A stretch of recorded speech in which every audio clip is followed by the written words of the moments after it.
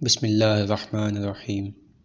نامی کتاب یاد رکھنا، شہید حمید سیاہ کلی مرادی کی داستان زندگی، آپ کی ہمسر کی زبانی۔ جس وقت سے ہم محرم ہوئے تھے، ایک عجیب سے احساس نے میرے تمام وجود کو گھیر لیا تھا۔ عشق کی طاقت اور کسی کو ہمیشہ یاد کرنے کی کیفیت پر مجھے یقین آنے لگا تھا۔ نہ چاہتے ہوئے بھی میں وابستہ ہو گئی تھی۔ بہت جلد ہی یہ دوریاں اور ان کا یاد آنا شروع ہو گیا، اور بہت ہی جلدی ہر چیز اگلے صفحے پر پہنچ گئی کہ اب میں اور حمید صرف پھپھو کے بیٹے اور ماموں کی بیٹی نہ رہے۔ مہر ماہ کی 14 تاریخ شام 5 بجے سے ہم دونوں ہم راز اور ہم راہ ہو گئے تھے۔ صیغہ محرمیت پڑھے جانے کے دوسرے دن صبح سویرے میری کلاس تھی۔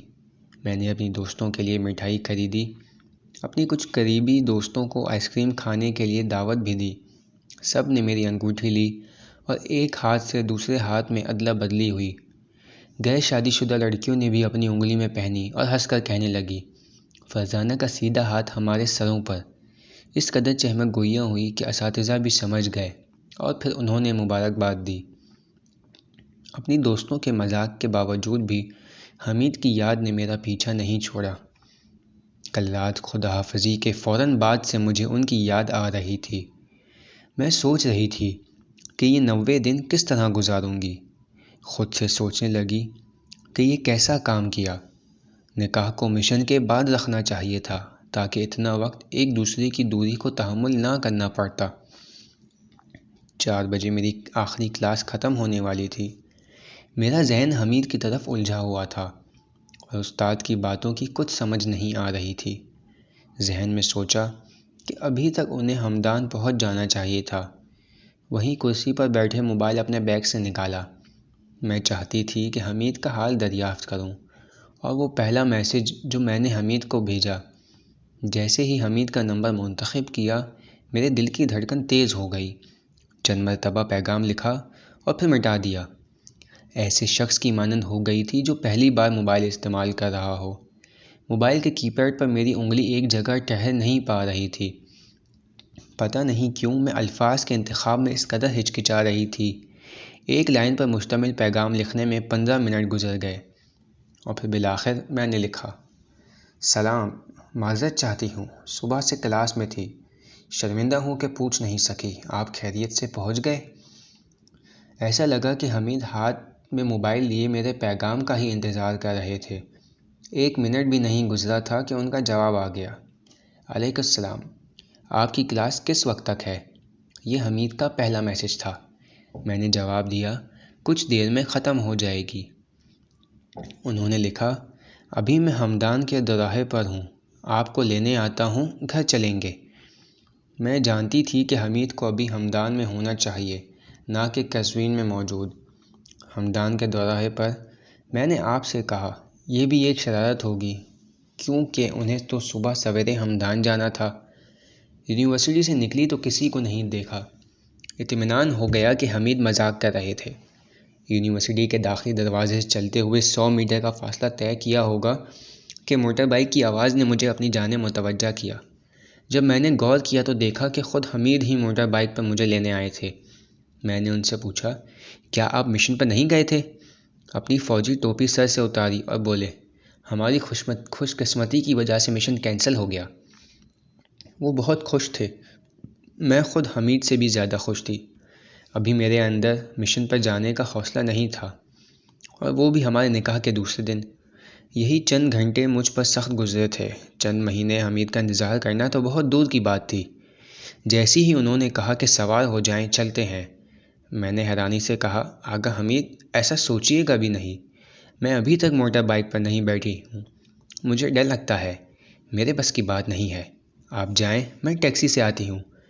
وہ چھوڑنے والے نہیں تھے، کہنے لگے، بیٹھ جائیں، عادت ہو جائے گی، میں بہت آرام سے چلاؤں گا۔ میں نے چند بار قل ہو اللہ پڑھی اور سوار ہو گئی۔ سارا راستہ میں نے ایسے شخص کی طرح جو کسی ڈراؤنے ٹنل میں داخل ہو رہا ہو، اپنی آنکھوں کو خوف کے مارے بند کیا ہوا تھا۔ پہلے کی یاد آ گئی جب ہمارے محلے میں سرکس لگتا تھا اور ایک شخص دیوار پر موٹر بائیک چلاتا تھا۔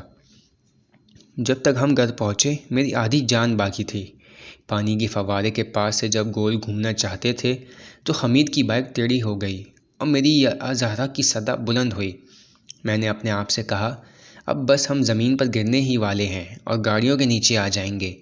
اب جب کہ حمید کا مشن کینسل ہو چکا تھا تو ہم نے طے کیا کہ منگل کے دن ٹیسٹ دینے اور نکاح کے حوالے سے کلاس میں شرکت کے لیے شہید بلندیان کے مرکز صحت جائیں گے۔ منگل تک حمید کا معمول یہی تھا کہ ظہر کے بعد مجھے لینے آتے۔ میری کلاسوں کے اوقات پوچھ چکے تھے اور جانتے تھے کہ میری کلاس کس وقت ختم ہوگی۔ ٹھیک اسی وقت میرا انتظار کرنے آ جاتے۔ ان کا یہ کام مجھے بہت اچھا لگتا تھا۔ اسی بائک پر آتے تھے۔ ہونڈا کی نیلے اور سبز رنگ کی بائک تھی جس میں وہ چند بار تصادف کر چکے تھے اور اس کی کوئی جگہ سلامت نہ تھی۔ جب وہ بائک سے آتے تھے تو معمولاً داخلی دروازے کے 50 سے 100 میٹر کے فاصلے پر میرا انتظار کرتے۔ یہ فاصلہ میں پیدل چل کر جاتی۔ پیر کے دن میں بہت تھکی ہوئی تھی۔ یونیورسٹی سے باہر نکلی تو دیکھا آج بھی تقریباً 100 میٹر کے فاصلے پر بائک کھڑی کی ہے۔ جب چلتے ہوئے حمید کے پاس پہنچی تو کہا، آپ اتنی زحمت کر کے مجھے لینے آتے ہیں تو پھر یہ کام کیوں کرتے ہیں؟ یونیورسٹی کے دروازے کے قریب بائک کھڑی کریں تاکہ میں یہ سارا فاصلہ پیدل نہ آؤں۔ حمید نے کہا، خدا سے تو مخفی نہیں، آپ سے کیا چھپاؤں؟ میں ڈرتا ہوں کہ آپ کی قریبی دوستیں دیکھیں گی کہ ہمارے پاس بائک ہے تو آپ شرمندہ ہوں گی۔ بائک دور اس لیے کھڑی کرتا ہوں تاکہ آپ کو سب کے سامنے تکلیف نہ ہو۔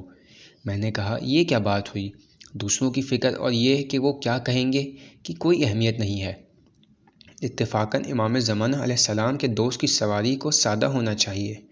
آج کے بعد آپ سیدھا یونیورسٹی کے دروازے پر آئیے گا۔ اس دن کے بعد سے حمید نے ایسا ہی کیا۔ سیدھا دروازے کے سامنے آتے۔ میں اپنی دوستوں سے خدا حافظی کے بعد بائک پر سوار ہو جاتی اور ہم چل پڑتے۔ منگل کے دن ہم گئے، ٹیسٹ دیا اور پھر الگ الگ نکاح کے حوالے سے کلاس میں شریک ہوئے۔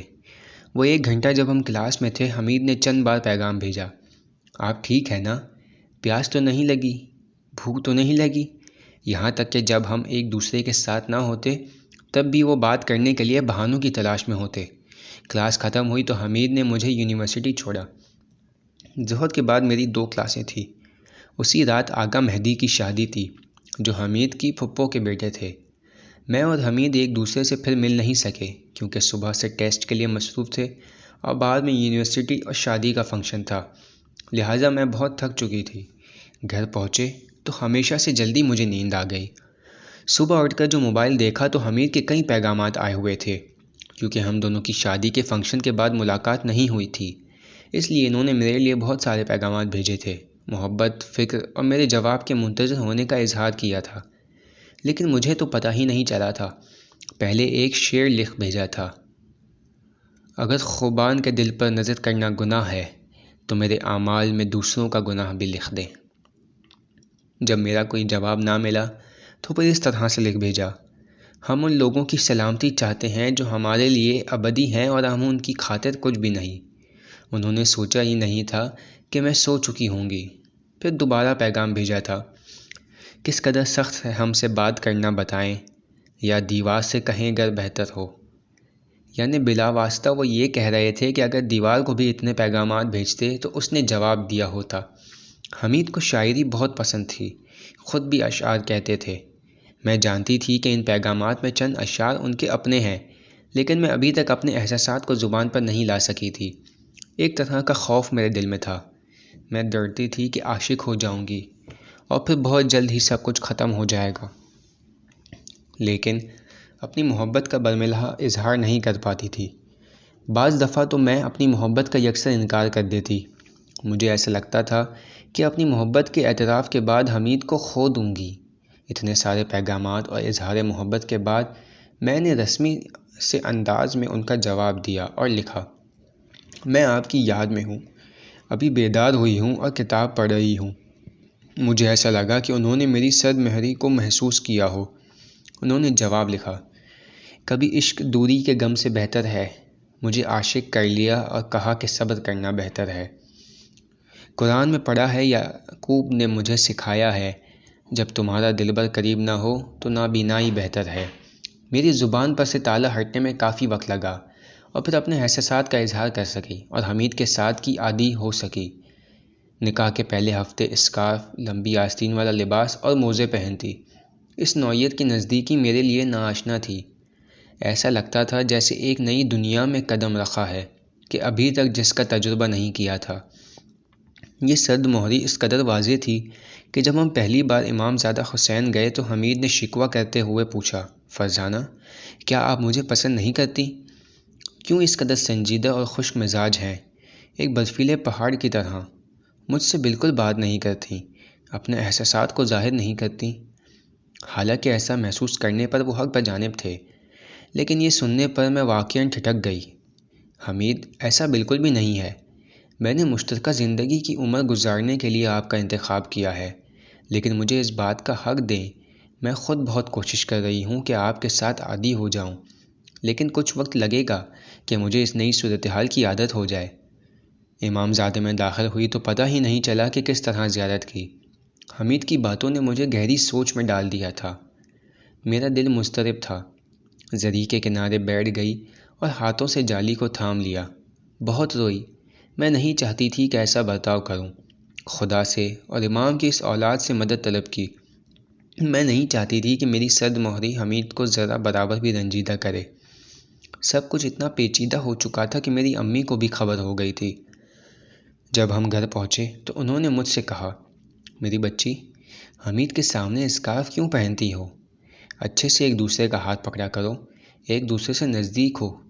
وہ اب تمہارا شوہر ہے، تمہاری زندگی کا ساتھی ہے۔ پھر امی نے مشورہ دیا کہ میں حمید کے ہاتھوں پر کریم لگاؤں تاکہ ہم دونوں کی ہچکچاہٹ ختم ہو سکے۔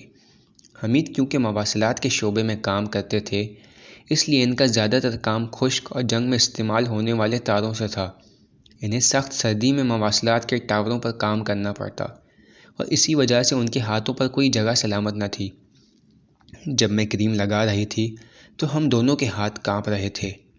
حمید مجھ سے زیادہ شرما رہے تھے۔ ہمیں 1 مہینہ یہ قبول کرنے کے لیے لگا کہ ایک دوسرے کے لیے محرم ہے۔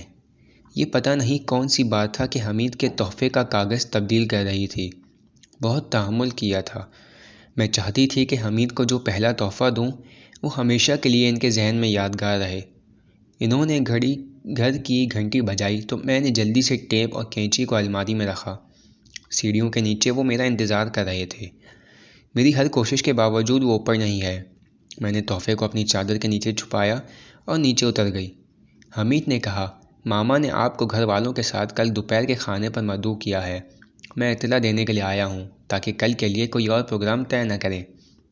میں نے شکریہ کیا اور کہا، حمید اپنی آنکھوں کو بند کریں۔ وہ ہنسے اور بولے، کیا ہے؟ مجھے پائپ کے پانی سے گیلا کرنا چاہتی ہیں؟ میں نے کہا، آپ سے مطلب؟ اپنی آنکھوں کو بند کریں، جب میں کہوں تب کھولیے گا۔ جب انہوں نے اپنی آنکھیں بند کر لیں تو میں نے کہا، اپنی آنکھوں کو اچھی طرح بند کریں، نیچے سے دیکھیے گا نہیں۔ میں نے کچھ دیر حمید کو انتظار کروایا، پھر تحفے کو چادر کے نیچے سے نکالا اور ان کی نگاہوں کے سامنے حاضر کر دیا۔ میں نے کہا، اب آپ اپنی آنکھیں کھول سکتے ہیں۔ وہ تحفے کو دیکھ کر بہت خوش ہوئے۔ انہیں اس کی بالکل توقع نہ تھی۔ وہیں صحن میں تحفے کو کھولا۔ میں نے ان کے لیے ایک شہید گمنام کی قبر سے لی گئی خاک رکھی تھی اور اس کے ساتھ شہید کے کفن کا ایک ٹکڑا تھا۔ یہ مٹی اور کفن کا ٹکڑا ہمیں سفر جنوب میں دیا گیا تھا۔ مجھے بہت عزیز تھا۔ اس کے قریب ایک خاص سکون ملتا تھا۔ حمید نے بہت شکریہ کیا اور کہا، کبھی بھی آپ کے دیے گئے اس پہلے تحفے کو نہیں بھولوں گا۔ پھر مٹی کو اپنے شرٹ کی جیب میں ڈال دیا اور بولے، میں چاہتا ہوں کہ یہ مٹی ہمیشہ آپ کی نشانی کی طرح میرے ساتھ رہے۔ میں وعدہ کرتا ہوں کہ کبھی بھی اسے اپنے آپ سے الگ نہیں کروں گا۔ صحن میں باغیچے کے قریب ہم دونوں کی گاڑی گرم ہو گئی تھی۔ ہم نے ہر چیز سے متعلق بات کی۔ حمید خاص طور پر اگلے دن کی دعوت کے بارے میں فکر مند تھے، کیونکہ پہلی بار دلہن کی حیثیت سے پھپھو کے گھر جانے والی تھی۔ حمید نے کہا، وہاں پر بیٹھیے گا نہیں، ہمارے یہاں رسم ہے کہ دلہن مدد کرتی ہے، دوسری دلہنوں کے سامنے آپ کا بیٹھنا اچھا نہیں لگے گا۔ میں نے جواب دیا، آپ پریشان نہ ہوں، مجھے خود بھی معلوم ہے ان تمام کاموں میں ماہر ہوں۔ خزاں کی بارش میں زیادہ بھیگنے سے بچنے کے لیے ہم نے مجبوراً خدا حافظی کی۔ بارش کے چھوٹے چھوٹے قطرے باغیچے کے درختوں کے پتوں اور پھولوں پر گر رہے تھے اور ان قطروں نے ہم دونوں کے چہروں کو گیلا کر دیا تھا۔ حمید جیسے ہی دروازے سے باہر نکلے تو میں نے دروازہ بند کرنے سے پہلے پہلی مرتبہ کہا، حمید مجھے آپ سے محبت ہے۔ پھر دروازے کو مضبوطی کے ساتھ بند کیا اور دروازے سے ٹیک لگا لی۔ میرا دل تیز تیز دھڑک رہا تھا۔ میں نے اپنی آنکھیں بند کر لی تھی۔ دروازے کے پیچھے سے آواز آئی کہ حمید نے بولا، فرزانہ مجھے بھی آپ سے محبت ہے۔ شرم کے مارے میں گھر کے اندر بھاگ گئی۔ یہ پہلی بار تھا کہ میں نے حمید سے اور حمید نے مجھے کہا تھا مجھے آپ سے محبت ہے۔ اگلے دن اپنے گھر والوں کے ساتھ پھپھو کے گھر گئی۔ وہ پریشانی جو ایک رات پہلے سے مجھ پر لاحق تھی پھپھو کی بیٹیوں کے محبت آمیز رویے اور ہنسی مذاق کی وجہ سے دور ہو گئی۔ حمید کے والد جنہیں میں سیغہ محرمیت پڑے جانے کے بعد سے بابا پکارتی تھی نے ہمیں خوش آمدید کہا اور پھپھو بھی بار بار مجھ سے والہانہ پیار کا اظہار کرتی۔ کھانے کے بعد ہمارے نکاح کی تاریخ پر بات ہوئی۔ طے پایا کہ دائمی نکاح کے لیے 26 مہر ماہ کو رجسٹرار آفس جائیں گے، جس دن امام علی علیہ السلام اور بی بی فاطمہ علیہ السلام کی شادی کی تاریخ بھی ہوگی۔ لیکن حمید نے کہا اگر اجازت ہو تو نکاح کو کچھ دن مزید ملتوی کر دیں، کیونکہ میں نے کیلنڈر دیکھا ہے اور اس دن قمر در اقرب ہے اور نکاح کرنا کراہت رکھتا ہے۔ دعوت کے بعد حمید نے مجھے یونیورسٹی پہنچا دیا اور خود ٹیسٹ کا جواب لینے چلے گئے۔ ہماری خوش قسمتی سے اس دن استاد نہیں آئے اور کلاس نہ ہو سکی۔ میں اپنی دوستوں سے باتوں میں مشغول تھی کہ موبائل پر میرے عزیز شوہر میرے سرتاج حمید کا نام سامنے آ گیا۔ میری ایک دوست نے دیکھا تو مذاق کرتے ہوئے بولی، بچوں آؤ فرزانہ کا موبائل دیکھو، اپنے شوہر کے نام کی جگہ ایک خط لکھا ہے۔ حمید میری توجہ کا مرکز بن گئے تھے، نہ صرف موبائل میں بلکہ دل اور زندگی میں بھی میرا مستقبل اور میرا دار و مدار انہی پر تھا۔ حمید نے پیغام بھیجا تھا کہ ٹیسٹ کا جواب لے لیا ہے اور سب کچھ ٹھیک ہے۔ میں نے مذاق میں جواب دیا، آپ مطمئن ہیں کہ سب ٹھیک ہے؟ کہیں میں ڈرگ ایڈکٹ تو نہیں نکلی؟ حمید نے کہا نہیں، خدا کا شکر ہے ہم دونوں صحت مند ہیں۔ کچھ دیر بعد حمید نے پیغام بھیجا، ہوائی جہاز سے ٹاور تک آپ کے دل میں جگہ ہے کہ لینڈ کر سکیں یا بھی آپ کے گرد چکر لگانا ہوگا۔ میں نے بھی جواب دیا، ابھی ایک مرتبہ ہمارے گرد چکر لگائیں تاکہ اگلا حکم معلوم ہو سکے۔ میرا دل نہیں مانا کہ انہیں اس سے زیادہ پریشان کر لوں، اسی لیے بلا فاصلہ لکھ بھیجا، تشریف لے آئیں، ہمارا دل آپ کی امانت ہے، صرف اپنے ہاتھ اور پاؤں دھو لیں تاکہ اس دن کی طرح چکنے نہ ہوں۔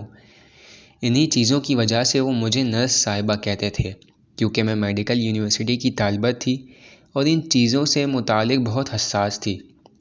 لیکن حمید کو ان چیزوں کی زیادہ پرواہ نہ تھی، خیال رکھتے تھے مگر ایک نرس یا ڈاکٹر کی طرح نہیں۔ ٹیسٹ کا جواب لینے کے بعد طے پایا کہ 2 دن بعد دائمی نکاح کے لیے جائیں، لیکن پھر قسمت نہ ہوئی۔ حمید کے گھر والے سنبل آباد گئے ہوئے تھے اور ان کا کام طویل ہو گیا تھا۔ کیونکہ ہماری ٹیسٹ رپورٹ صرف 1 مہینے کے لیے معتبر تھی، لہٰذا حمید پریشان تھے کہ کہیں یہ تاخیر مجھے اداس نہ کر دے۔ مجھے میسج بھیجا، عزیزم آپ اداس نہ ہوں، بہت جلد ہی ہم دائمی نکاح کے لیے جائیں گے۔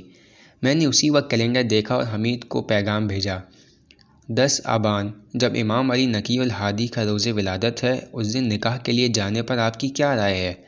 انہوں نے بلا فاصلہ جواب دیا، بہت اچھا ہے، ابھی امی ابو سے اس بارے میں بات کرتا ہوں تاکہ طے کر سکیں۔ بسم اللہ الرحمن الرحیم۔